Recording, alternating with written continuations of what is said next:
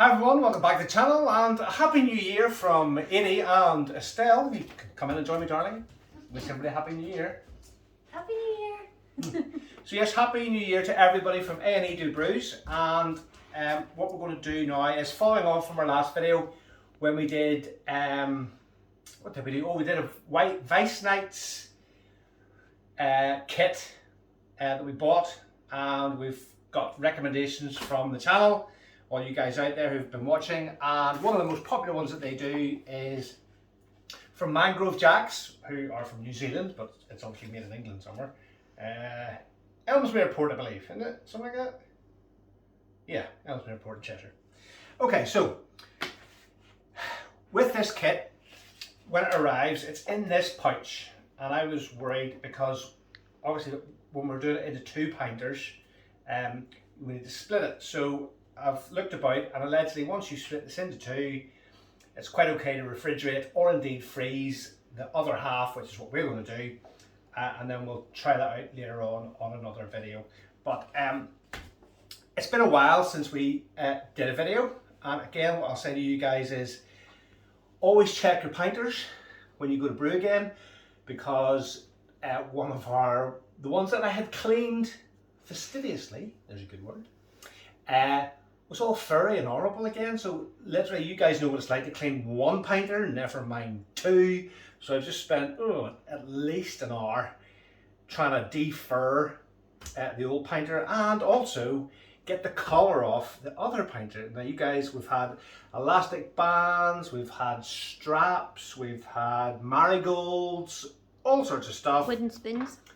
I tried the lot. No, not wooden spoons. It's just for the collar. Oh, right. So it's hard to get a grip because you know you need to grip this, so it'd be nice to have a bit of grip on it rather than satin paint. But trusty Jubilee clip, the right size, bit of cloth round, or a bit of tissue round, actually tightened it up, hit it a knock and it came off. So there's another tip.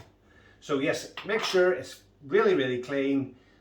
Use this, and also I put it away, but silicone grease, everything, and including the thread on the collar, it will make everybody's life a whole pile easier. So back to the kit. So when you get this, there's actually a small compartment just at the top which separates out the hop pellets, which we'll come on to shortly, and the yeast and the instructions. So what we've done is, like in the previous video, we have separated it all out. The sugar doesn't come with the kit, so you have to get that separately. We have brewing sugar anyway. We also have spray malt extract to give it an extra oomph, like we did.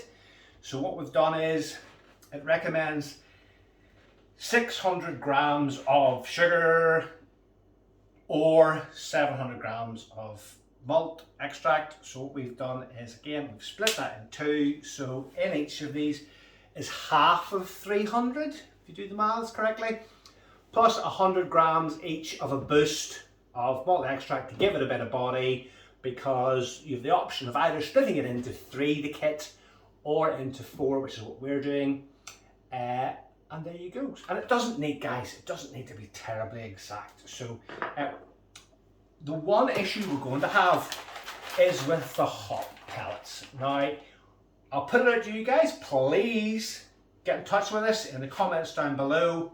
How can I make like a hop tea or a hop extract from these, from half of these, to split down between the 2 pinters? I was trying to think of making like concentrated hop tea and putting it in through the hopper port, but that, with the hopper bottles, you're only getting 15 mils of liquid, so is that going to be enough to get this? So comments down below, let me know a way to get the hop tea inside the pinter once we've started brewing, because you need to let it get down to a gravity of, where is it? Below 1.02 before you add the hops. Yeah, so let me know what you guys would think of a way of doing it. I'm going to try and come up with some zany idea. But that is split.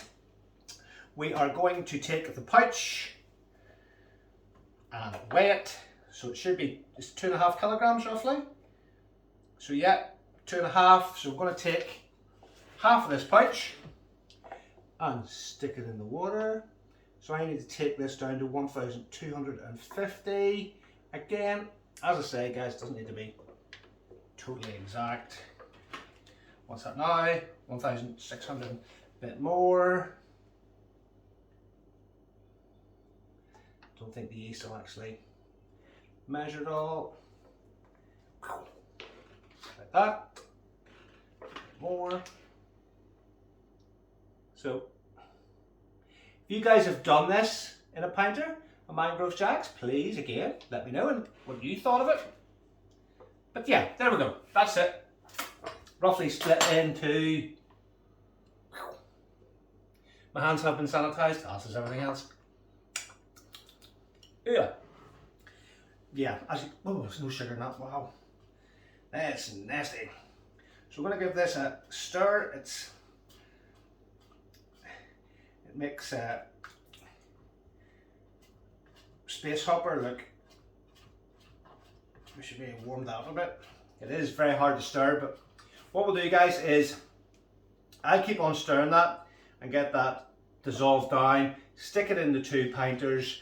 I'm going to put an ice spindle in one of them just to keep an eye on it, so that we know when to add the hop tea. And as I said, if you guys could get involved and let me know what you think the best way is, and then Estelle and I will do another video nearer the time. We'll add the hop tea, and in that video we'll also join it all up, so we'll do a taste test. So anything else you want to say to anybody, honey, before we knock off? I'm just wondering what the hop tea is. Well, basically this has got dry hops in it, or a version of dry hops, because Pinter, when they designed Pinter 2, came up with the idea of the hopper port. They use hop oil, which is different than what you would normally use in a homebrew kit, which would be dry hops or indeed hop pellets, which is what you get in this kit. So I'm going to need to, myself, or indeed the viewers on the channel, I'm going to have to come up with some idea as to how we would make a hop tea, which is basically, you don't want to put all that mush in your beer. I see. You want the essence of it, you want the aromas, you want the taste. So I've asked everybody to get in touch if they can come up with ideas, because I've seen Liam from Travel and Brews do it, but he did it. He made a tea, quite a lot of it, and he filled a dock with it, and then with a P1 and docked it with it. But we're going to try and do it through the hop port if it's indeed possible. But I mean, at the end of the day, what is this one? A ale of some description, isn't it? Can you see it, honey? No. Oh, pale ale. Yeah, pale ale. Yeah. So this ale might be quite fine without the hops in it, but it'd be nice to do it properly. So there we go. Alright, guys, thanks for watching again, and we'll see you soon on the next video. Like and subscribe. Like and subscribe, everybody knows.